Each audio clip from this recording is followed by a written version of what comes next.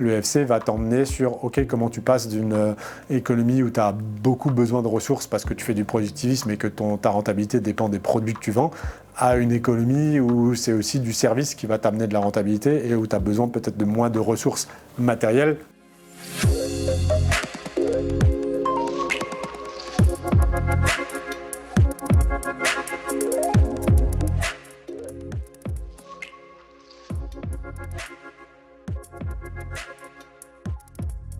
Premier, pour moi, il est plutôt lié on va dire à l'instabilité limite planétaire, c'est l'accès aux ressources. Il y a de plus en plus d'entreprises qui expérimentent que soit leurs ressources sont plus chères, donc ressources c'est matières premières, c'est énergie, etc.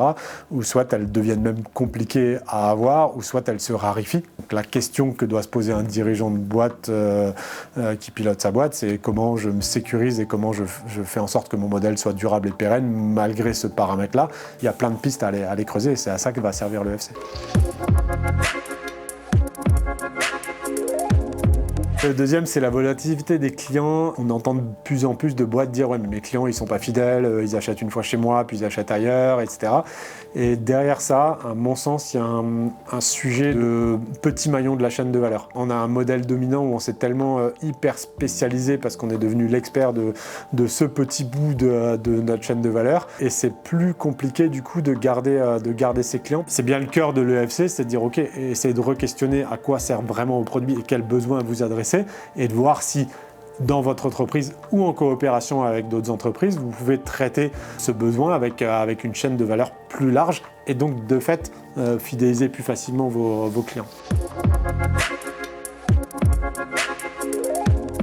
Un des trucs pour lesquels les entrepreneurs viennent souvent, c'est « ouais, mes équipes, elles sont démobilisées, elles ne savent pas pourquoi elles se lèvent le matin et il y a une perte de sens a priori dans mes équipes ». Et là, l'EFC a plein de choses à amener parce que justement, on va re-questionner le pourquoi faire. Et là, il y a un exemple tout bête que je donne souvent, qui est de dire, quand tu travailles dans une boîte d'aide à domicile, ce que tu fais, en tout cas ce qui est marqué sur ton contrat de travail et ce qu'achète la personne chez qui tu vas, c'est du ménage et du repassage. Mais souvent aussi, en fait, tu vas discuter avec Madame Michu, tu vas prendre le thé avec elle, tu vas prendre de ses nouvelles, tu vas échanger avec elle, tu vas lui demander comment ça va, etc. Et en fait, là, concrètement, tu fais pas du ménage et du repassage, tu fais de la lutte contre l'isolement, en l'occurrence des personnes âgées si c'est une personne âgée.